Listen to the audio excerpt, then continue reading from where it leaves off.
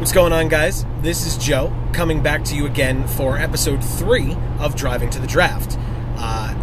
This is a pretty special episode of Driving to the Draft because I'm not just driving to a draft. I'm driving to a pre-release sealed event for Oath of the Gatewatch. So this will kind of blend very nicely into our channel update. So if you guys have not seen on the channel this week, we have put up 5 pre-release kit openings. We put up 2 of them on Friday night / Saturday morning, which was right after the midnight pre-release, and we put up more on Sunday night / Monday morning after the Sunday events as well. So we have all 5 of those up. You guys should definitely go check them out. We have a full playlist. That playlist will be updated more, depending on when you're watching this, but that playlist will be updated more with more Oath of the Gatewatch openings once the set actually releases. So we will be able to have booster box openings and fat pack openings, so stay tuned for those. I'm really looking forward to it. It should be amazing. Plus, there's a lot more stuff coming out on the channel as well. I know a lot of people say that, and you should subscribe down below, which you should do, but I really mean it. There's a lot of things that I really just wish I could tell you about every single one of them. We have a lot of ideas, and next weekend is going to be kind of big for us in terms of stuff that we're filming, and then depending on when we put them out, will depend on when we put them out. In terms of our RPG show, that show, Team Titty Sprinkles in the Fate of Delmark, is up to episode 10. Episode 10 was put up. As I promised all of you, episode 1 remastered has been put up. So you guys should definitely check that out. If you haven't seen any of them yet, it's not too late to catch up. We've got plenty more coming. But if you have checked some out, get back to it. We've got, as I said, episode 10 just went up this past Friday. So at this point, I'm going to go into the topic for today. So I was talking about the RPG origins of the channel, and I was talking about the Magic the Gathering origins for myself and for the channel. And so I figured the last topic to talk about, at least of stuff that's on the channel right now, would be just YouTube itself. So some people come on YouTube just to check out Magic videos, some people to just check out RPG stuff, but some people are really entrenched in YouTube and what YouTube is, and I'm one of those people. I started getting pretty heavily involved in watching YouTube content when I was in college. Again, I mentioned this earlier, I was just looking for fun stuff to watch, but I not only found fun stuff to watch, but I found some good content, and I found some good content creators and people who uploaded pretty regularly, and it really kind of took the place of television for me, which it's becoming more and more taking the place of television for lots of people, but I was kind of in ahead of the curve in that respect. And so for those of you that are YouTubers or watch a lot of YouTubers, you'll recognize a lot of these names, but just so you know where I'm coming from, I started out watching guys like Philip DeFranco way back in the beginning, when he was singing the songs of You Just Been Filled In. He hadn't started SourceFed yet. I watch SourceFed now as well, and SourceFed Nerd, but he hadn't started SourceFed yet. He was just on his own. He had recently dropped out of college and was doing some other things, and I loved Philip DeFranco's stuff.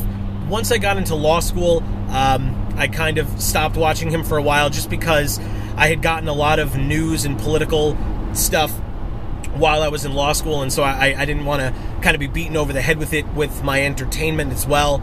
So I went away from watching him for a while, but I was able to go back, and great decision. I really enjoy his stuff. I respect him as a creator and what he's doing. At this point, he as a single individual making YouTube content has spawned no less than 6 channels. He's sponsored by a major television network on YouTube, so all the respect and all the love to him. I actually got to meet him at New York Comic Con, which was great. I was genuinely surprised. He was just walking around Comic Con without anybody harassing him or hassling him, at least from when I saw him. I will give him a shout out and say he was an amazing guy. I stopped, I talked to him, he gave me the time of day, which I really appreciated, because there were other YouTubers who I won't mention who I saw who didn't do that. So it was really nice that he was willing to do that. I consider him to be a big-time YouTuber, and he was willing to talk to me, and I was talking to him about our channel and about some of that stuff, and he never seemed annoyed. He was always willing to answer questions. So big shout out to Philip DeFranco. I really appreciate that. Clearly, this is not sponsored by him in any way, shape, or form. Just somebody that I respect as a creator. In terms of other big-name YouTubers, I love the Fine Brothers. I watched them back when they were doing their Lost parodies before they started with really, like, got deep into Fine Brothers Entertainment, their entertainment studio. So I love their work. I love their React videos. I love all the different things that they do. Their skits are hilarious. So good on them for taking YouTube and kind of turning it into a production like that. One of the other things, I know Dave as well from the channel loves them. Dave and I watch the Game Grumps a lot. Aaron, Danny, Ross, Barry, Susie, and John when he was around as well. I've watched and Dave has watched from the beginning when John was around, and now with the addition of Danny and Ross, and the prominence of other people. Brian's on there now as well, and so Ninja Sex Party is included in there. Love their stuff. Amy and I watch all their music videos when they come out. So I love the work that they do. They're hilarious. They play games. It is definitely something that at least I try to emulate in terms of when we're doing our RPG show, just talking about fun stuff. And, you know, the Game Grumps have a lot of success with that. So I hope that you guys appreciate it as much as we do when we do random things like that. I did in the past watch a lot of the more popular YouTubers like Tobuscus. I watched a lot of his stuff and I enjoyed it. I love the songs that he makes and the literal trailers that he makes. But it got a little old for me after a while. People kind of fall in and out of love with things. So I stopped watching his stuff. I had watched his Toby Games and his daily vlog channel as well. And I guess this is considered a vlog as well. I don't really watch vloggers, which is kind of interesting because, like I said, I'm kind of making a vlog right now. But I don't really watch vloggers a lot. I watch Philip DeFranco's vlog channel, but that's because he does a lot of like competitions and contests and stuff on there these days.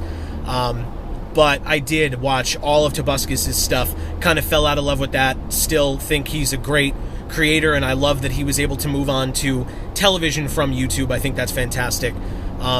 So that's just a smattering. I know Amy is a fan of a lot more of the a lot of the mainstream YouTubers. I know Amy loves Shane Dawson, loves Tyler Oakley. I enjoy Shane Dawson as well. Not somebody who I'm subscribed to, but he makes really good content. Tyler Oakley is awesome as well. I think it was great that Tyler Oakley, the Fine Brothers, and Amy mentioned Jenna Marbles and a bunch of other YouTubers were actually able to go to the White House, I think twice, to meet with President Obama. And I think that kind of shows Obama was trying to find a way to connect to the youth of America and try to get them more involved in the country, which makes sense. Don't think that the air quotes were me mocking him. I think that it's a good idea. I think it's kind of a tough sell, but I hope it works out. I hope something comes of it.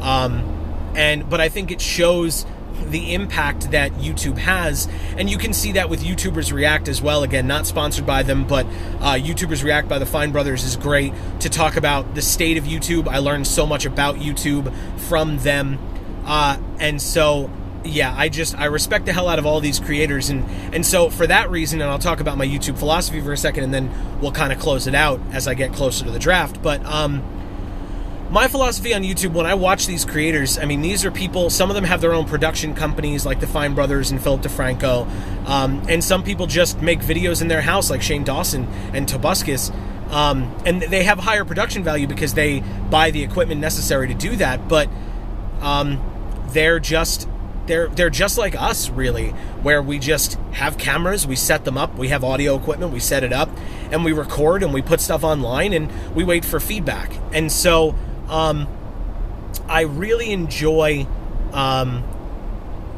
watching their content, but I also enjoy supporting them. And the best way that I know of doing that, I've watched a lot of videos on how making money on YouTube works, and to be honest, it kind of doesn't. So you have to be doing it for fun, which we're doing. But to help them out as creators, I love watching their content and watching the advertisements before their content. I don't love what's being advertised, but I know for a fact that because I'm watching that, they are getting something. You know, it's probably 1/10 of a cent or something like that. But I know that I'm helping. I know that I'm showing them my appreciation for their stuff, besides just leaving a comment and saying, nice video, guys, thanks, because that means a lot, definitely. And hitting the like button and subscribing means a lot. But watching the advertisements is important because it gets them money. And then sometimes I'll click on the ads as well. And clicking on the ads means a lot to them for money as well. They, as creators, are not allowed to ask you to do that. But I just know that by doing that, it gives them money. So that's just a way that I show my support for them as a thank you for the great content that they create, because there's really no other way for me to do that besides saying it to them. Another channel that I forgot to mention really quickly before I close out is Geek and Sundry. I was never a big Felicia Day fan, but a lot of us on the channel, for obvious reasons, love Critical Role. If you guys are not aware of what it is a Dungeons and Dragons show. It's almost weekly, you know, if for the holidays and stuff, they'll take a break here and there, but it's an amazing Dungeons and Dragons show with fantastic voice actors. I got to meet them. They're amazing people, so I recommend that one as well. I've rambled on for too long, so I will say, as always, guys, subscribe down below, find out when the rest of our videos are coming out. Like I said, a lot more Oath of the Gatewatch stuff.